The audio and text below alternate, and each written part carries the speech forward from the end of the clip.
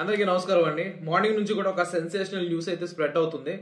ఆంధ్రప్రదేశ్ సచివాలయాన్ని తాకట్టు పెట్టినటువంటి జగన్ సర్కార్ 370 కోట్ల కోసం హెచ్డిఎఫ్సికి రాసిచ్చేశారు. గుట్టుగా తనఖా రిజిస్ట్రేషన్ ఫస్ట్ ఐసిఐసిఐని కోరిన సర్కార్ లేదనడంతో, వాళ్ళు కాదనడంతో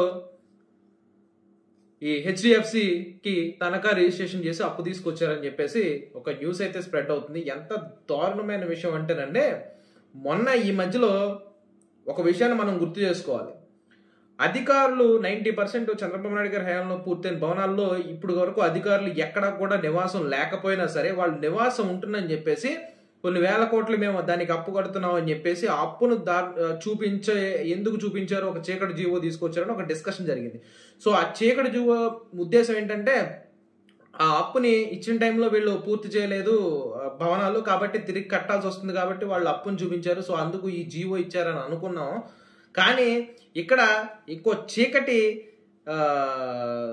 కోణం ఏంటంటే, వీళ్ళు ఆ అప్పుని కట్టి దాన్ని చూపించి, అంటే వాళ్ళు అక్కడ ఉంటున్నట్టు ఈ బ్యాంకులకు చూపించి, సో హెచ్డిఎఫ్సి నుంచి 370 కోట్ల రూపాయలు అప్పు తీసుకొచ్చారని ఒక న్యూస్ అయితే రన్ అవుతుంది. దారుణమైన పరిస్థితుల్లో ఆంధ్రప్రదేశ్ రాష్ట్ర భవిష్యత్తు కూడా ఉందన్నమాట. గత ప్రభుత్వాలు కూడా అప్పులు చేయడం చూసాము.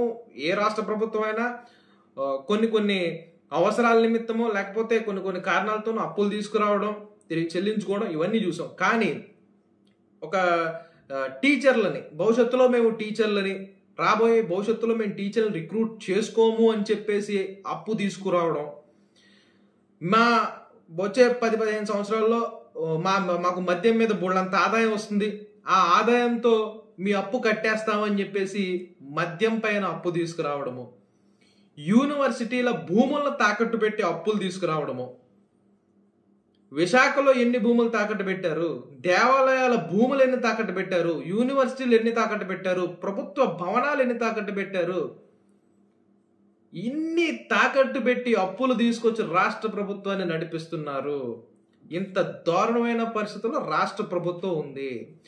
ఈ మధ్య ఇంకో సెన్సేషనల్ ఏం గుర్తొస్తుందంటే, మొన్న మధ్యన ఒక జీవోకి వీళ్ళు పునాదులు వేశారు. ఏంటంటే, ఎవరైతే ఆస్తిదారుడు ఉంటాడో ఆ ఆస్తిదారుడి దగ్గర ఒరిజినల్ డాక్యుమెంట్స్ ఉండవు, వాళ్ళకి కేవలం జిరాక్స్లు మాత్రమే ఉంటాయి. ఆస్తి పత్రాలన్నీ కూడా, ఒరిజినల్స్ అన్నీ కూడా ప్రభుత్వం దగ్గర ఉంటాయి. అంటే ఇది చూసిన తర్వాత ఒక్కసారి ఆలోచించుకోండి మీరు అందరూ కూడా. ఒరిజినల్స్ అతని దగ్గర పెడితే మీ ఆస్తులన్నీ కూడా తాకట్లు పెట్టేసి రాష్ట్ర ప్రభుత్వం నడిపిస్తాడు, మీకు జిరాక్స్లు మిగులుతాయి, వాటితోనే నడుపుకోవాల్సి ఉంటుంది. కాబట్టి ఇక మీ ఇష్టం, మిమ్మల్ని ఆలోచించమనే పరిస్థితి కూడా లేదు. ఎందుకంటే మీ విచక్షణకి, మీ ఆలోచన స్థాయికి వదిలేస్తున్నాం. రాబోయే రోజులు ఎలా ఉండబోతున్నాయి అనేది మీ ఊహకు వదిలేస్తున్నాం. అంటే ఇంత దారుణమైన పరిస్థితుల్లోనే రాష్ట్ర ప్రభుత్వంలో, గత ప్రభుత్వంలో చంద్రబాబు నాయుడు గారు 700 కోట్ల వ్యయంతో నిర్మించిన భవన అవన్నీ కూడా ఆ భవనాలు అండి. అవి 90% కన్స్ట్రక్షన్ అయిపోయిన భవనాలు. ఇదే జగన్మోహన్ రెడ్డి అండ్ కో ఇవన్నీ కూడా గ్రాఫిక్స్ అన్నటువంటి భవనాలు. ఆ వైసీపీ బ్యాచ్ని అడుగుతున్నా, ఏంటి ఈ గ్రాఫిక్స్ని ఎలా తాకట్టు పెడుతున్నారా మీరు? ఎలా ఆ గ్రాఫిక్స్లో ఉన్న భవనాలకి అధికారులు ఉంటున్నారని చెప్పేసి రెంట్లు కడుతున్నారా మీరు? ఎంత దారుణమైన పరిస్థితుల్లో ఉందంటే రాష్ట్ర ప్రభుత్వం 70 కోట్లు అద్దె కట్టామని చెప్పేసి ఒక జీవో తీసుకొచ్చి, ఒక చీకటి జీవోని తీసుకొచ్చారని కూడా మనం గతంలో చెప్పుకున్నాం. సో ఇలాంటి పరిస్థితుల్లో రాష్ట్ర ప్రభుత్వం ఉంది. చూద్దాం కేంద్ర ప్రభుత్వం దీని మీద ఎటువంటి చర్యలు తీసుకోబోతుంది. ఒక ఎంక్వైరీ అయితే జరుగుతుందనే సమాచారం అయితే ఉంది.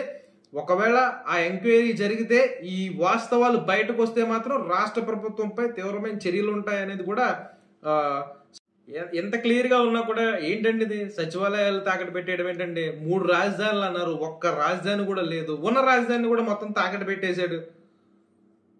ప్రభుత్వ భవనాలు లేవు, యూనివర్సిటీలు లేవు, దేవాలయ భూములు లేవు, ఏ కార్యాలయం ఏది తాకట్టు పెట్టలేదండి, మొత్తం తాకట్టులోనే ఉన్నాయి. ఆంధ్రప్రదేశ్ రాష్ట్ర ప్రజలందరికీ మరొక్కసారి ఒక్క విషయాన్ని చాలా స్పష్టంగా చెప్పదలుచుకున్నాం. ఆలోచించుకోండి. ఇక ఏమీ లేదు ఆంధ్రప్రదేశ్లో. మరొక్కసారి ఇదే ప్రభుత్వం అధికారంలోకి వస్తే తట్టా బుట్టా సర్దుకుని బయటికి వెళ్ళిపోవడమే, ఏం లేదు. ఎందుకంటే మీరిచ్చే ఒకటి రెండు పథకాల గురించి ఆలోచిస్తున్నారు కానీ భవిష్యత్తు గురించి, రాబోయే తరాల భవిష్యత్తు గురించి మీరు ఆలోచన చేయట్లా. ఊహకందని విధంగా ఇతను చిన్నాభిన్నం చేసేస్తున్నాడు, వ్యవస్థలను చిన్నాభిన్నం చేసేస్తున్నాడు, ప్రభుత్వ భూముల్ని, ప్రభుత్వ ఆస్తుల్ని చిన్నాభిన్నం చేస్తాడు, విచ్ఛిన్నం చేసేసాడు. వ్యవస్థ అంతా నాశనం అయిపోయింది. కాబట్టి ఒకసారి మీరందరూ కూడా ఆలోచించుకోండి. రేపు రాబోయే ఎన్నికల్లో మీరు తీసుకునే నిర్ణయమే ఆంధ్రప్రదేశ్ రాష్ట్రానికి చివరి నిర్ణయం అవుతుంది. ఇది భవిష్యత్తు వైపా, విచ్ఛిన్నం వైపా మీ ఓటే సమాధానం చెప్పబోతుంది. కాబట్టి రాష్ట్ర ప్రజలందరూ కూడా మరొకసారి ఆలోచించుకోండి.